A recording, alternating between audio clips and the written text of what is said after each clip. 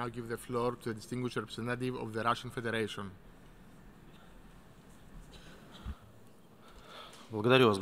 Thank you, President. We welcome attempts by our colleagues from some UN member states to try to even slightly balance this odious Ukrainian draft. We understand their efforts to add objectiveness to even one aspect of the Ukrainian resolution as an assessment of the incident in the Kerch Strait on the 25th of November. I think that today many people have already understood the true goals of this blatant provocation built by Kiev to achieve their two main goals. Firstly, stop the free fall of ratings of today's post-Maidan authorities, mainly President Poroshenko, who is trying to be re-elected for a second term. Secondly, in violation of standards of work adopted by the GA, adopt an openly politicized anti-Russian resolution. So today we are seeing an apogee of these efforts, which have received the green light from some Western countries during the Security Council meeting on the 26th of November this year. I would like to recall that on the 25th of November, in the evening, 3 Ukrainian military vessels violated the rules for peaceful passage through the Russian territorial waters in the Black Sea, in the same zone which was Russian before 2014, and they headed for the Kerch Strait. These ships did not respond to the legitimate requirements of the border guard services, and they carried out dangerous maneuvers and created a threat for normal navigation. For comparison, at that time in the sea area there were 166 civilian vessels. The violation by Ukrainian vessels of Russian sovereignty left Russian border guards no choice but to use force. In this situation, the border control of any country would have done the same. At the same time, our personnel demonstrated a high level of professionalism, thanks to which we managed to avoid casualties. 3 people were slightly injured because of splinters from the ship's equipment, and they received medical assistance, and there was no threat to their life. All members of the crew, which was 24 people, were arrested, and they have access to Ukrainian consulates. The impounded ships are at the Kerch port. Criminal proceedings are underway. Investigation is ongoing. We intend to legally verify the provocational nature of the action by Ukrainian authorities and approve in documentation fashion. Action of Ukraine in the Black Sea is in itself a violation of the UN Charter and standards of international law, including UNCLOS from 1982. Articles 19 and 21 fully specify the rules for peaceful passage and the rights of coastal states to ensure their own security. If after such clarifications anyone has any uncertainty, I would like to add the following. The incident on the 25th of November was not a coincidence. Military vessels of Ukraine deliberately entered the Kerch Straits from the territorial seas of Russia. Again, I'd highlight these waters were Russian before the reunification of Crimea in March 2014.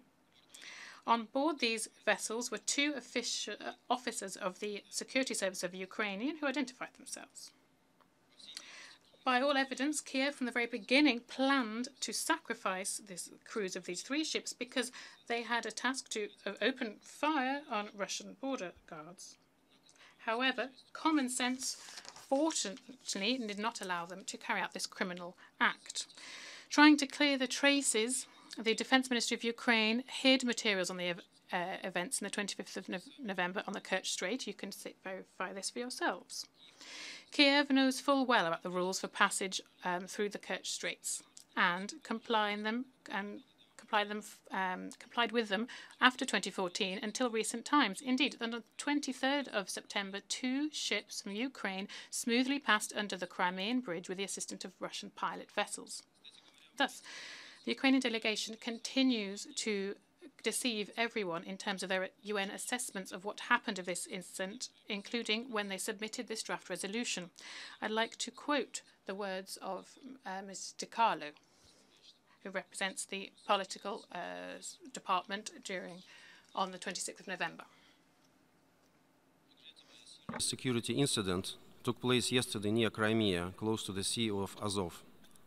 I wish to underline that the United Nations currently cannot independently verify the circumstances surrounding the incident. Therefore, there's no clear assessment from the UN of this incident, and there cannot be one. In a word, we are dealing a carefully planned provocation which is ongoing, even before our very eyes in this room. It was possible with the approval of the US and other EU countries who are playing a confrontational game with Kiev authorities. We can see the majority of them amongst the co-sponsors of this resolution. I'd like to draw your attention to that this topic of the Sea of Azov has been exaggerated and was done several months ago. Our assurance is that we are not planning to create a military base or military infrastructure in this area was not taken into account. Efforts that are in that field are needed for security for navigation and protection of the Crimean Bridge. Random checks of vessels are also done strictly in line with laws, and all of these measures to protect critical infrastructure are very much relevant, given the regular calls from Kiev and from across the ocean to blow up the bridge. If this is not if there's anything focused on militarization, then it's the actions of Ukraine, who announced their intentions to create a military and naval base in Berdyansk and systematically are closing separate areas of the Sea of Azov to carry out artillery shooting. However, the draft resolution makes no mention of this. President, I don't want to even comment on the content of the Ukrainian draft resolution. It not only does not have any bearing on reality, but it contains blatant lies and disinformation. It is one-sided and provocational, and this is clear to the naked eye. The aim of this document, like and others which the Ukrainian delegation have already submitted, and I'm sure will do so in the future, is not to solve the problem. The goal is to polarize UN member states, create a divide in the General Assembly, and give further opportunity for backers from across the ocean of Kiev to call the roll and to ensure that the number of countries who support the destructive Ukrainian policy in the region does not fall in number. It's very dangerous that the UN General Assembly has, not for the first time, allowed itself to be dragged into the domestic political games played by Kiev, Washington and Brussels. Thus, this significantly undermines the authority of the most representative international platform. Unfortunately, we cannot call the conduct of the co-sponsors of the resolution and their working methods constructive. They did not see fit to carry out even one round of consultations to clarify the attitude of member states to this initiative.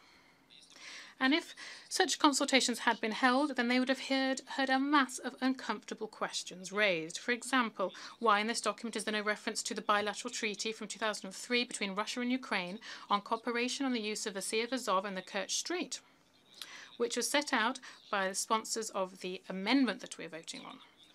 It is this treaty that regulates the regime of passage through the Kerch Strait. And I'll explain why this is the case. Well, because this document proves that during the incident of the 25th of November, Russia's action was absolutely appropriate.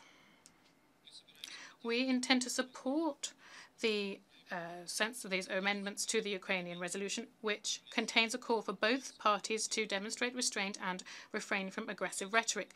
We believe it is strange not to support this reconciliatory signal. But unfortunately, no amendments will ever be able to change the provocational substance of the Ukrainian draft. Therefore, our delegation will vote against that, and we call on all delegations with common sense to do the same. To those who, despite this, did intend to support the Ukrainian provocation, we call to think what signal you are sending to Kiev. Supporting such resolutions, you are de facto permitting Petro Poroshenko to continue destroying his own people, undermine peace in the region, dragging his neighbours into confrontation. This is hardly in line with the purposes and principles of the General Assembly. Thank you for your attention. I thank the Deputy Permanent Representative of the Russian Federation